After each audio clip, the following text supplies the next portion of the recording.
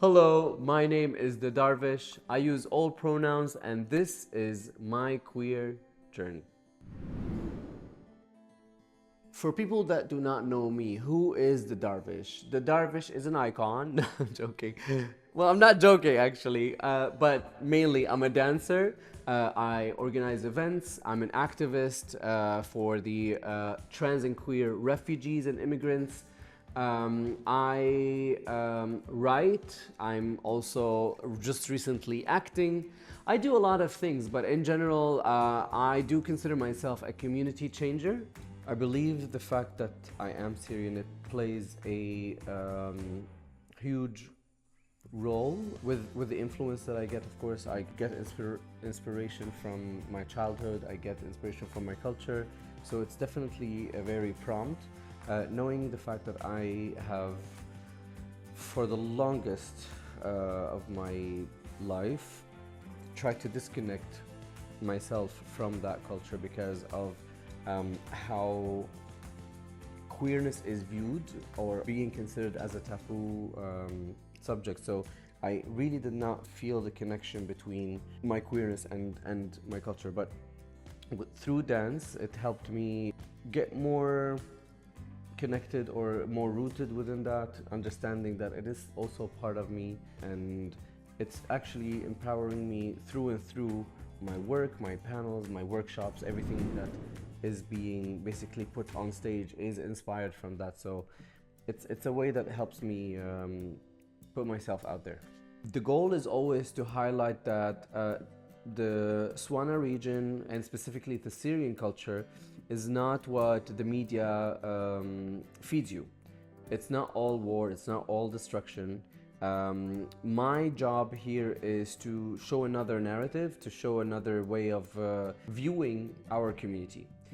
Be it the refugee community, the Syrian community, the queer community, all of the immigrants that are here trying or working thrice as hard as any other white European, let's say. So I want people to leave a performance of mine feeling a little bit enlightened. I do believe Berlin shaped me immensely, because when I first moved here, I didn't really have in mind to start an artistic career. It was mostly like concentrating on my studies, but I think it allows you to explore your true identity, and that's what happened to me. Like, I do feel reborn in various ways here in Berlin, be it in the voguing community or the club culture, or my own becoming within the Arab world or the queer Arab diaspora. It's definitely an interesting journey that Berlin can facilitate that. My advice is always know who you are and what you want. I believe my existence is always a challenge to the minds that do not want to understand. So I'm constantly in that sort of race, maybe, but I'm happy to say I'm winning that race because I truly think these prejudices that are being put upon us, as of now, they're not necessarily being successful. How I'm going through it, or like how I'm facing it, is basically focusing on me, focusing on my art, focusing on the type of representation that we do lack, where there is a gap, and basically filling that gap with the most authentic way, of course. I'm definitely proud to say that I'm part of a community that takes things at their own hands, and basically trying to create the inclusivity, trying to think about ways to always have everyone being part of the change. And it's not always easy, you know, like we are facing so many walls being put against us, and specifically from governments that in a way they say, yes, we're tolerating, we're welcoming, we create programs, but on the other hand, it's not really the fact. So collaborating with We Create Space and having allies also with us, basically working towards that type of inclusivity, is very important.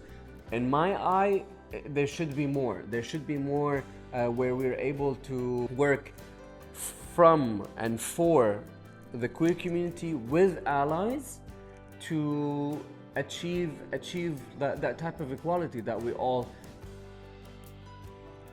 think that we have, but it's really not yet there. So we still have work to do. I'm very proud of the Berliners that work towards that, and again, the global queers.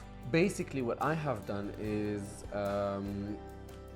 be part of several communities, volunteering, working, helping, finding some sort of belonging.